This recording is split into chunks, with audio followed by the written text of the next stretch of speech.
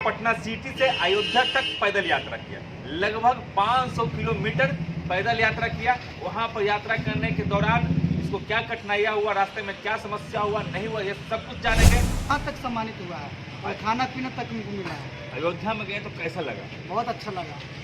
कैसा माहौल लग रहा था? माहौल और देख के हम बोले बहुत खुश हो गए, मतलब रोने लगे कि इतना 500 वर्षों बाद लौटे हैं, बहुत खुश हो गए। राम जी का जहाँ गोड़ फूला वहाँ गर्म पानी करके लोग दिए, होटल वाला हो गया, वहाँ पे लोग खाना पीना हमको सब दिए, घर में भी सुताए हैं। ऐसा नहीं कोई कठिनाई हमको लगा ही नहीं कि हम कि मतलब कि कुछ दिक्कत है, वहाँ पे कोई दिक्कत नहीं हुआ हमको। 8 से 9 दिन। हाँ। 9 दिन हम लोग हमेशा कांटेक्ट में रहते भी थे, कहाँ पहुँचे कहाँ नहीं पहुँचे। भैया लोग कॉल भी करते रहते थे एनी टाइम, कोई तरह की दिक्कत नहीं ना। हाँ, तो हमने बोला कोई दिक्कत नहीं है भैया, दिक्कत होता तो बताते जरूर, लेकिन कोई दिक्कत नहीं हुआ रास्ता में। देखिए, हम लोग का उद्देश्य यही है कि जो भी राम जी के मार्ग पर चलेगा, जो सनातन के मार्ग पर चलेगा, जो सही कार्य करेगा, उसका सपोर्ट करना, उसको मदद। नमस्कार। अभी अयोध्या में 22 तारीख के लाखों श्रद्धालु पहुंचे हुए थे, बड़े बड़े लोग पहुंचे हुए थे, बड़े बड़े बिजनेसमैन, बड़े बड़े नेता, बड़े बड़े साधु महात्मा पहुंचे हुए थे। सभी का मीडिया कवरेज बहुत तगड़ा हो रहा था और मीडिया, जितने भी भारत के मीडिया थे, सभी लोग पहुंचे हुए थे। लेकिन एक सच्चे श्रद्धालु का कवरेज नहीं होता है। मैं ये नहीं कहता हूँ कि उन लोगों का कवरेज नहीं होना चाहिए, मैं ये भी नहीं कहता हूँ कि बड़े स्टार का भी कवरेज नहीं होना चाहिए, लेकिन कहीं ना कहीं छोटे लोग जो सच्चा श्रद्धा से अयोध्या जाते हैं या फिर कहीं भी जाते हैं तो वो बच जाते हैं। वैसे ही एक श्रद्धालु हमारे साथ है।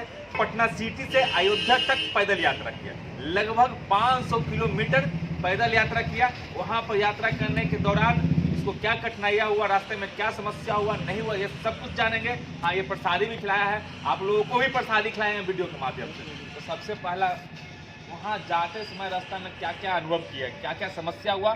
जय श्री राम सभी को। और जोर से बोलना। जय श्री राम सभी को। और ये रास्ते में हमको कोई कठिनाई नहीं हुआ, मतलब ज़्यादा हमको सहयोग किए, जितना भी हिंदू समाज का थे सब सहयोग किए हमको।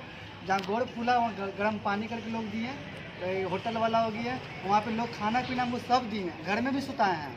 ऐसा नहीं कोई कठिनाई हमको लगा ही नहीं कि हम कि मतलब कि कुछ दिक्कत है, वहाँ पे कोई दिक्कत नहीं हुआ हमको।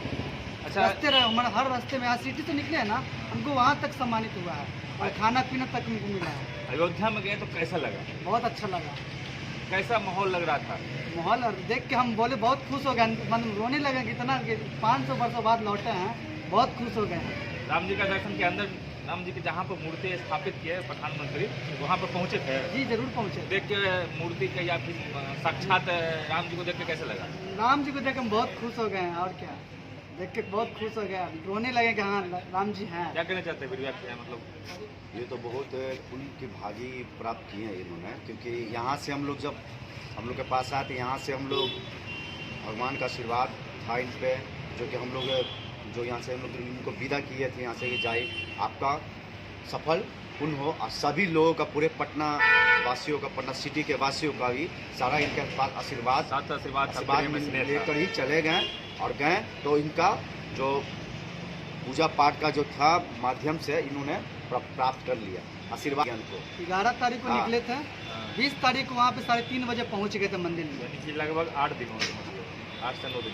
9 दिन।